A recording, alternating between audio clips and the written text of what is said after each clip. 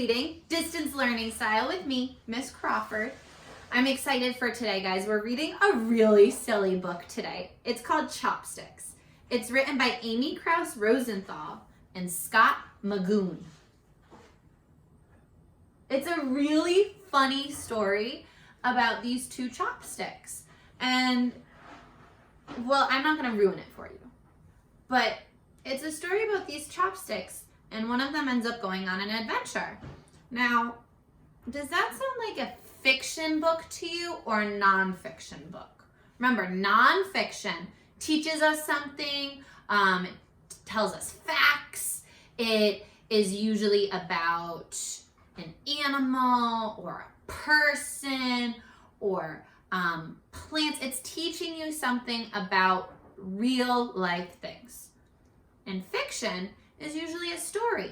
Maybe it's not real. Maybe it has silly characters in it that don't normally talk, like Chopsticks. What do you think? Is this book fiction or nonfiction? That's right, it's gonna be fiction. Two dancing chopsticks on the cover, definitely not real life.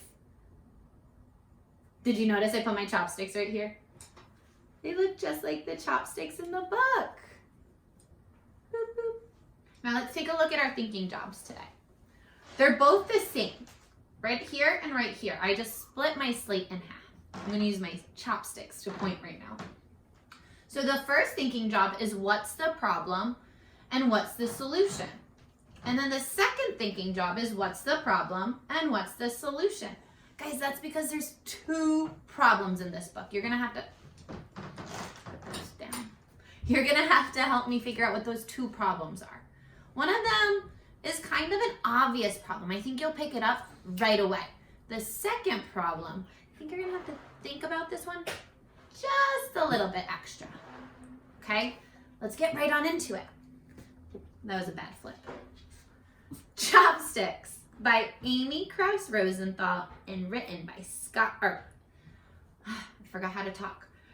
By Amy Krouse Rosenthal and Scott Magoon. And it says right up here, the spoon is saying, not exactly a sequel to Spoon, more like a change in place setting.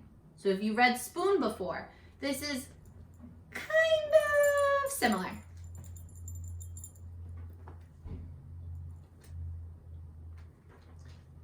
Chopsticks, written by Amy Krouse Rosenthal, illustrated by Scott Magoon.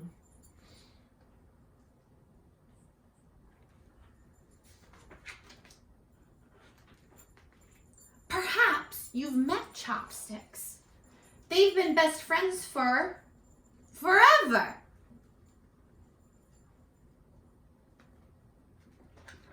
They go everywhere together. They do everything together. They're practically attached at the hip.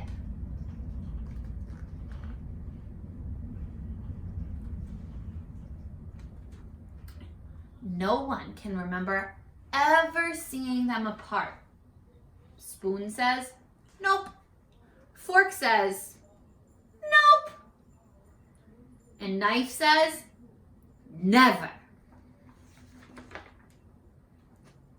Having mastered all the basic chopstick moves, they were now learning some fancy new culinary tricks. This required lots of practice. Wow, check out the crazy things they're doing in this picture. What do you see happening? I see them trying to balance between a pea between them. I see them spinning one on top of another, stirring a bowl of, what is that, soup? And check it out, it looks like they're karate chopping the asparagus. Shh. Shh. And that's how it happened. Just like that. Shh. Snap. He needs a doctor. Ouch. Oh geez, guys. This looks like it's our first problem. What happened? That's right, Momo. And that's right, scholars. He broke, I don't know, I would call that his foot. And I don't know, do chopsticks have feet? He broke his foot. Let's write it down. What's the problem? The chopstick broke his foot.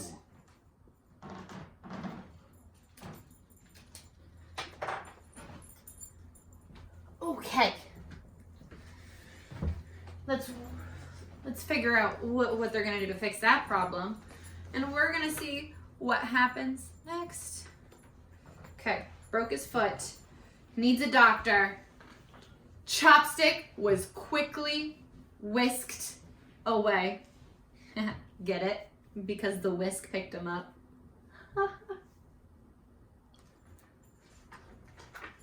The others all waited quietly. No one stirred. Not even Spoon. Get it? Because spoons stir things. And Glue is saying, I think he's the doctor. The doctor's saying, it was a clean break. He just needs to stay off it while it sets. Okay, so he broke his foot. He has to stay off of it while it's all wrapped up. Day in and day out, Chopstick, the other one, never left his side. Check it out.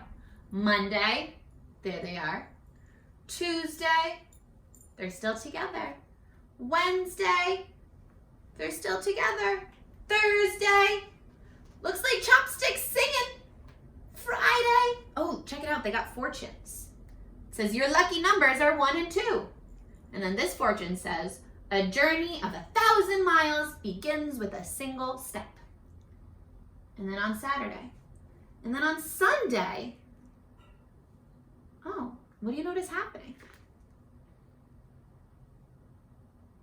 Yeah. Chopstick with the broken foot got out of, I guess you could call it their little bed. Got out of bed. Oh, and he has something to say. Listen, you need to get out. Venture off on your own a little bit. What could I possibly do without you? Nothing. That's what. Remember? Because they're always together. You'd be surprised. Go, my friend, and then come back and tell me about it. Okay. At first, Chopstick was just plain stumped.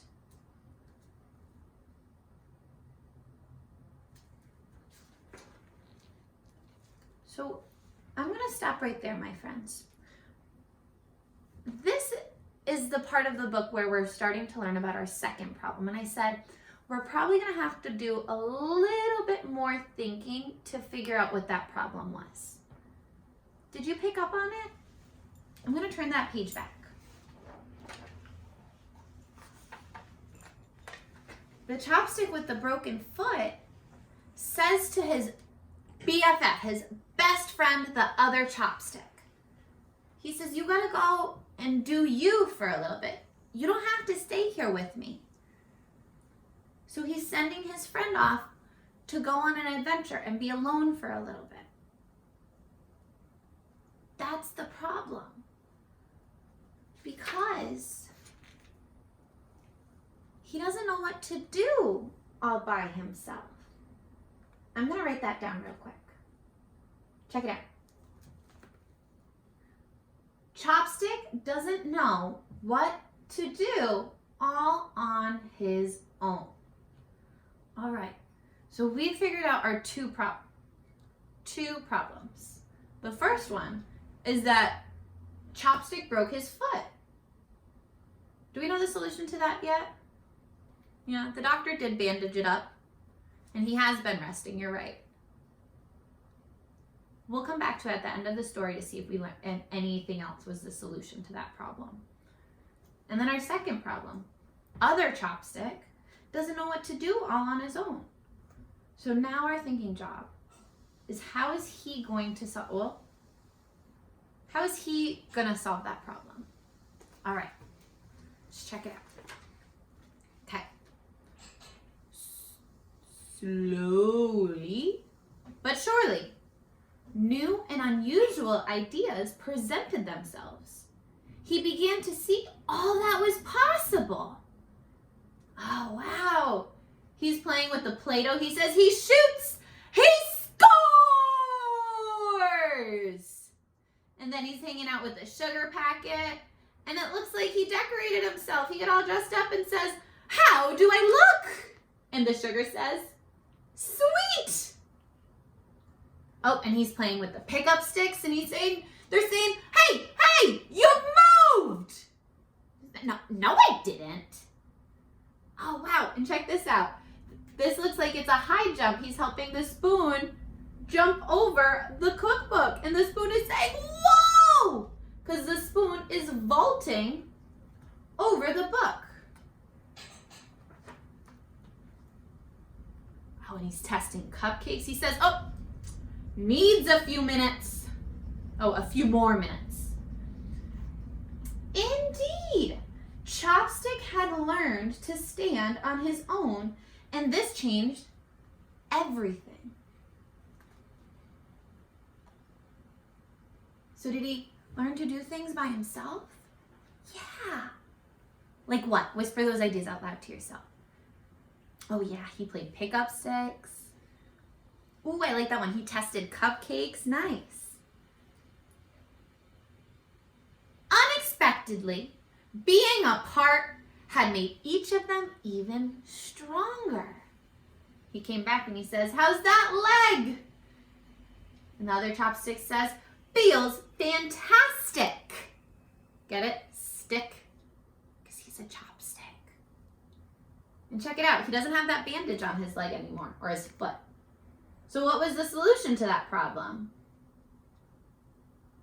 Yeah, he went to the doctor. The doctor wrapped him up. Dr. glued him up, wrapped him up, and he rested. So we know that the solution to that problem is to have the doctor take a look at it and let it heal. So the solution is bandage him up,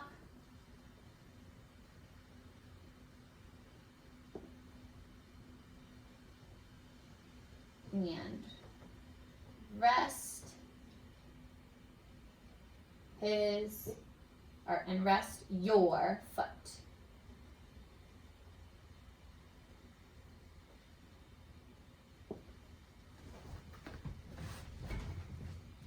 Okay. And not only that, they realized how many great new things they could share. Oh, wow. So the other Chopstick is telling the Chopstick with the broken foot all of these different cool things.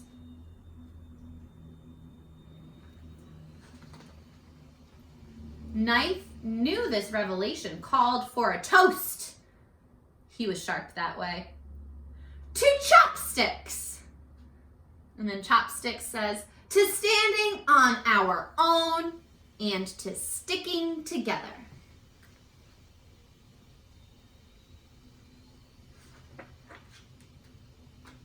Hit it, boys! And they're playing Chopsticks. If you've never heard it before, it goes like this. Do do do do do do do do do do do do do do do do do do. I'll stop right there. Sorry about your ears. It's a song they play on the piano. So let's think about it. The problem was that Chopstick didn't know what to do all on his own. But what did he end up doing in the story? Remember, he was all scared when he was on that cutting board with fruit, or that vegetables, sorry. But then what did he do? Yeah, he got brave and he tried new things. And what did he get to do after he learned all of those new things? Whisper your ideas out loud. Or tell somebody. Yeah. Once other Chopstick got better, he was able to teach him the cool new things that he learned. Check this out. Sometimes you need to be brave so you can learn new things. Then you can teach a friend. Wow. That book was really, really sweet. I loved it. So we know if we break a foot, we can just bandage it up, we can wrap it up, we can take a rest. But we also learned that if you don't know what to do when you're all on your own, and maybe you and your best friend are always together and you're at recess, and maybe your best friend isn't at school that day, sometimes you gotta be brave and go play with somebody else. Or maybe you're just nervous about doing something on your own. Well, you just gotta, be brave a little bit, and soon you're gonna start learning new things. And then, since you learned something new, you can teach it to a friend, and you can have so much fun, just like the Chopsticks had. All right, my friends. I'm so glad you were here to read with me. I will see you all tomorrow. Bye, everybody.